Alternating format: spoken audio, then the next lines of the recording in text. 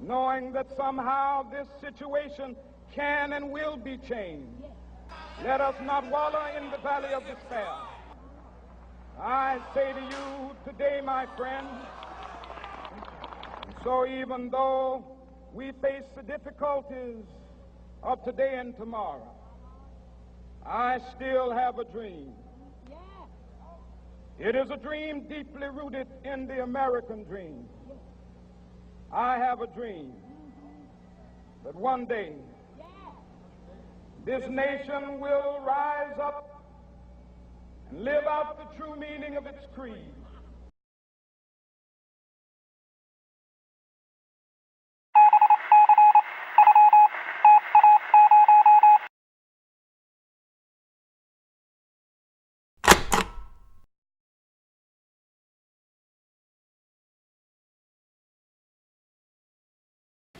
I guess I'm interested in learning different perspectives of other community members. At least that's what I understand the event to be, to have an open dialogue about just issues in our community.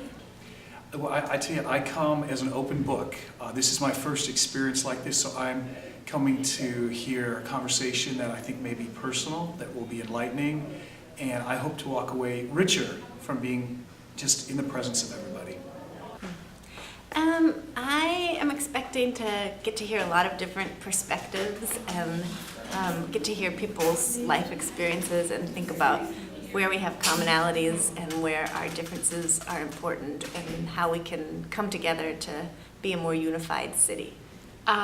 Just an open dialogue about race and what it means to be a black male, coming from a black male's perspective.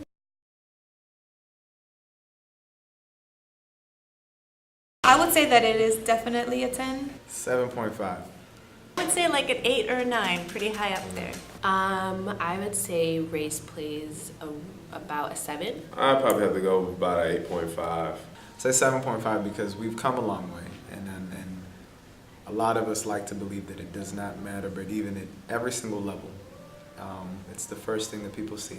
It precedes us when we walk into a room, and there's a lot of disparities that still exist that are very race-based. So we could talk about class all day. We could talk about different things and fancy ways to categorize race, but at the end of the day, it still impacts American society and achievement and attainment and all sorts of things. I think it still plays a large role in our society, even though we have a black African-American president. I think that, once again, the Trayvon Martin case was just a perfect example about how perhaps the process of justice was served, but it was not a fair judgment in my estimation. I would say, a pretty big role. The big thing that I see also that kind of factors into that is also income. But even when accounting for income, I think a lot of times race plays a pretty measurable role. We hold these truths to be self-evident, that all men are created equal. Just as I have a dream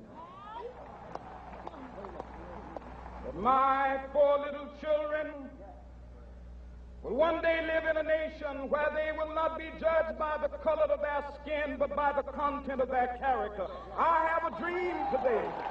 I have a dream that one day, down in Alabama, with its vicious racists, with its governor having his lips dripping with the words of interposition and nullification, one day right there in Alabama, little black boys and black girls will be able to join hands with little white boys and white girls as sisters and brothers. I have a dream today. I have a dream that one day every valley shall be exalted, and every hill and mountain shall be made low, the rough places will be made plain, and the crooked places will be made straight, and the glory of the Lord shall be revealed, and all flesh shall see it together. This is our hope.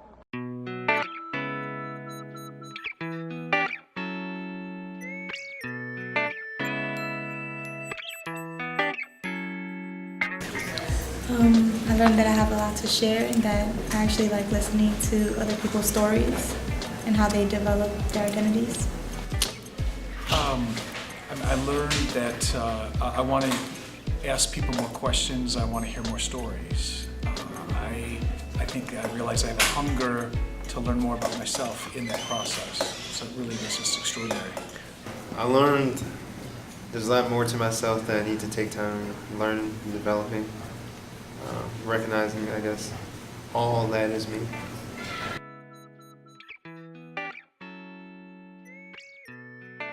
I wrote, I will encourage people to embrace their culture and their history, and mostly because I think it's important to know where you came from to create who you are. Stitch was pray for peace, and pray for peace within each one of us and for ourselves. So that's my stitch. My stitch says, I will work to acknowledge my privilege to be a better person. We will be able to speed up that day when all of God's children, black men and white men, Jews and Gentiles, Protestants and Catholics, will be able to join hands and sing in the words of the old Negro spiritual, free at last,